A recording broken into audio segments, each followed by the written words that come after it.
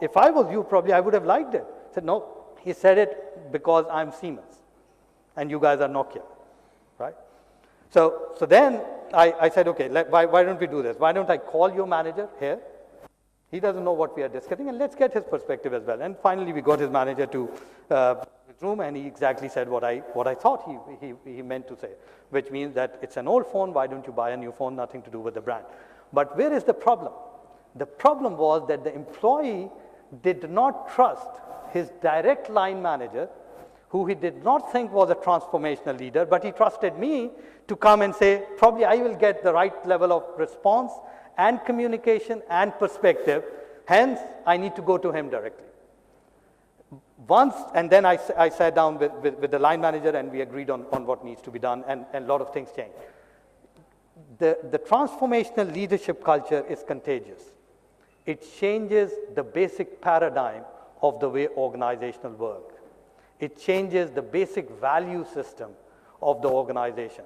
If people start believing in the leaders that they have in their organization, or for that matter, dare I say, in the country, then you will definitely see a transformation in the organization in terms of the pace, in terms of the value system, in terms of people's sense of belonging and ownership. Transformational leadership, and just to conclude, create pride and ownership in people. Pride in what they do and pride in their organization. Ownership in what they do and ownership in their organization. If any organization can create, through this leadership, pride and ownership in their people, the organization has all the right ingredients to become a great company. Thank you so very much.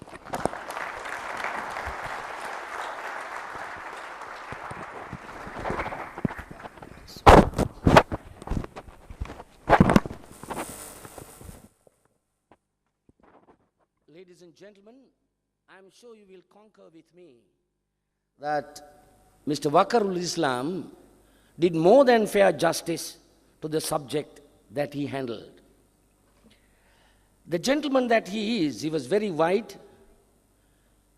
In reciprocating the wishes that I brought to Pakistan, being a perfect gentleman, he apologized on behalf of Pakistan for what the Sri Lankan cricketers experienced some time back. Coming from being a cricketer myself, and my family is a cricket crazy company where my second son captained Sri Lanka also, I would like to reassure everyone present here. I'm personally in contact with all the cricketers in Sri Lanka. Not one of them in public or in private, to the media or personally, had even one word against Pakistan or the Pakistani people.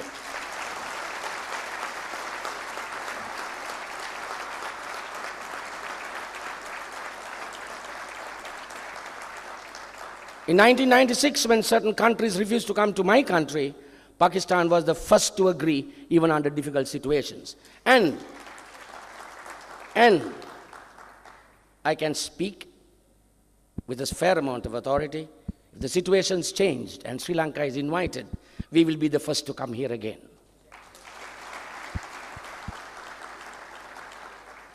My good friend Wakar straight away mentioned that the difference between a good company and a great company is leadership.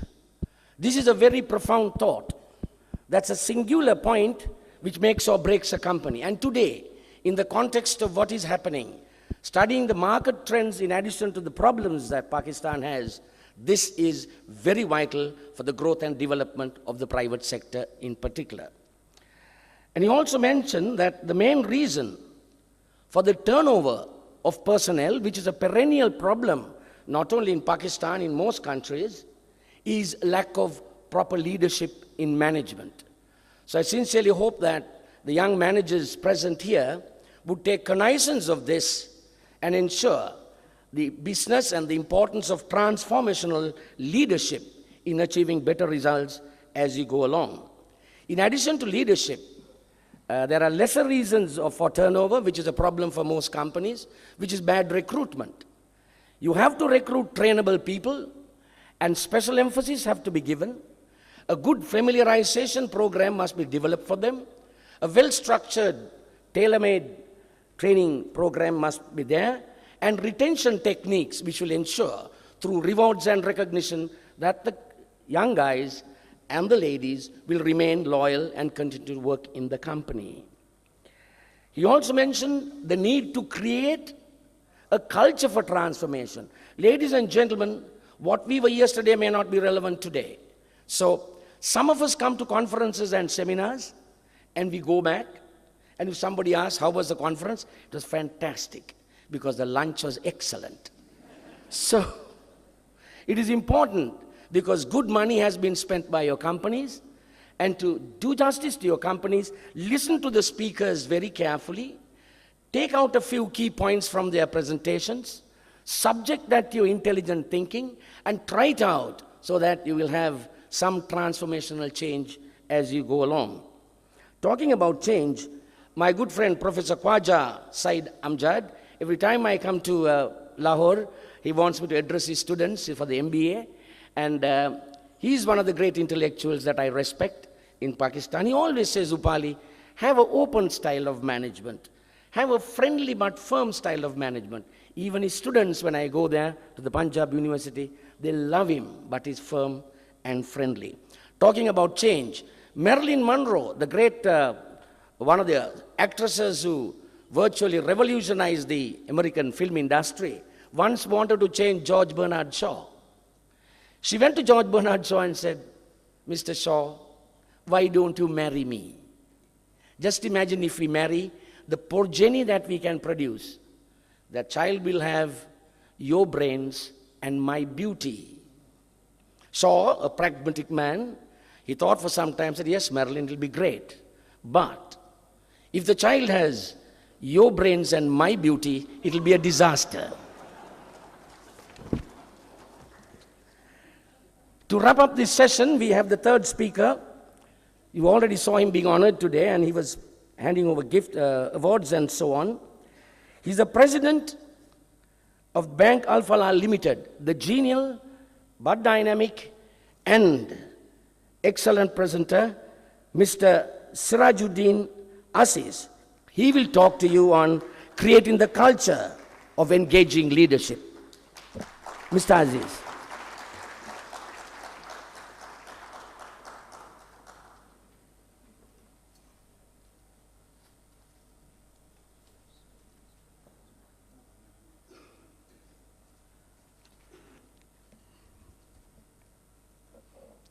Good afternoon and Assalamu alaikum, ladies and gentlemen. Please don't be intimidated by this.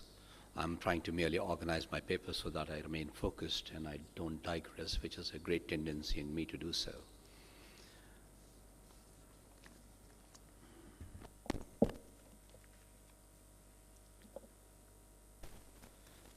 First and foremost, the dispatch that you read, Dr. Manama, in yesterday's Dawn, which talked about the economic problems this country is facing. We have a raging inflation, true. We have a monetary policy which is extremely strict, true. The government is crowding out the private sector, true. There are many such economic fundamentals which are absolutely correct, but let me just assure you, Dr. Manama, that the only problem that we have is of management. All these are correctables. And I'm very hopeful that we should be able to tide over this. Ladies and gentlemen, the next few remarks that I'm going to make are largely as a result and a prompt given by Dr. Mahanama. First and foremost, I think we need to thank him for expressing the views that he did vis-a-vis the relationship between Pakistan and Sri Lanka. In fact, I think we are two sister countries that enjoy brotherly relations.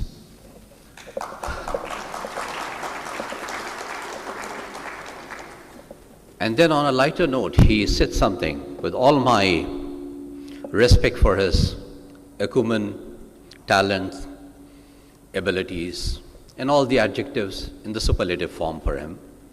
Let me narrate to you an anecdote from history Following the 1971 war, our president, the then president, Mr. Zulfikar Ali Bhutto, paid a visit to Washington, a state visit. Richard Nixon threw a banquet in his honor, and at the banquet, he said something. And this is largely to address the sex appeal of Dr. Manama. Zulfikar Ali Bhutto said, addressing Richard Nixon, that when the Vietnam War is at its peak, you send Rackwell Welch to your troops, and when there is war in the subcontinent, you send us the mother-in-law Samantha. I'll draw an inference for leadership from this episode as well, but coming to our local situation, I have a similar protest to lodge to Mr. Asfar Ahsan, that when it was our turn to be making presentations, and this is only to take away the sex appeal, by the way, when it was our turn to make presentations, you changed the moderator.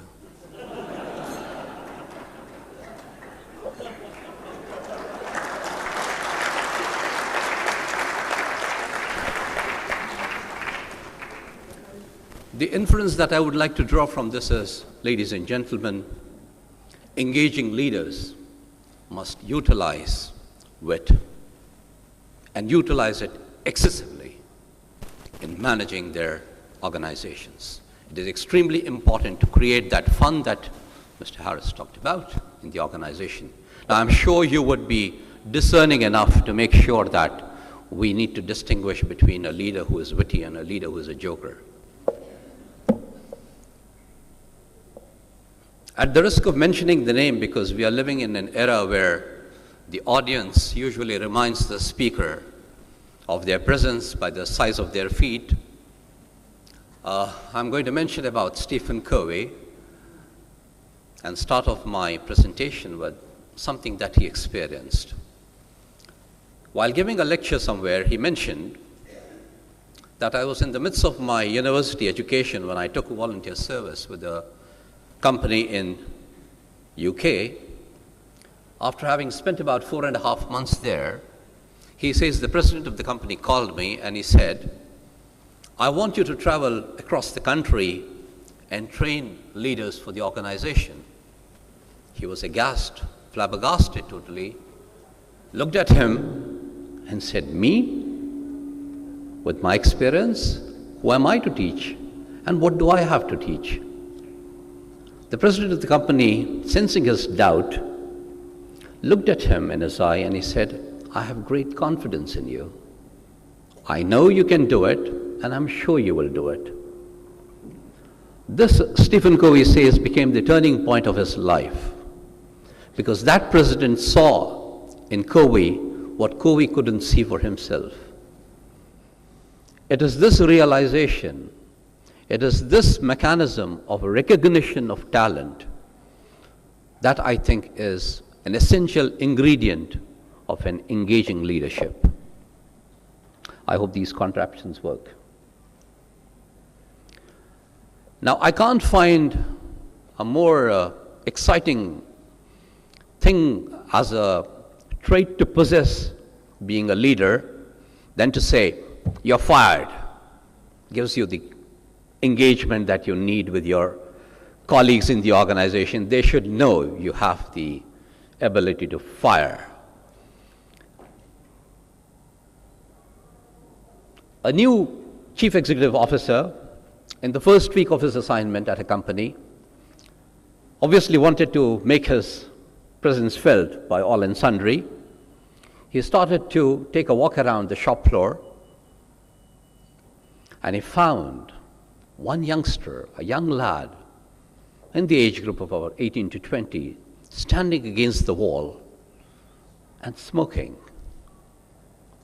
And he said, what do you think is the company's policy? He said, sir, I'm sorry. He said, no, you are not supposed to be smoking here. What were you doing? I can't tolerate this behavior. And he let all the steam out on him. By which time all the senior managers of the company had gathered around and were watching the CEO in action. engaged leader.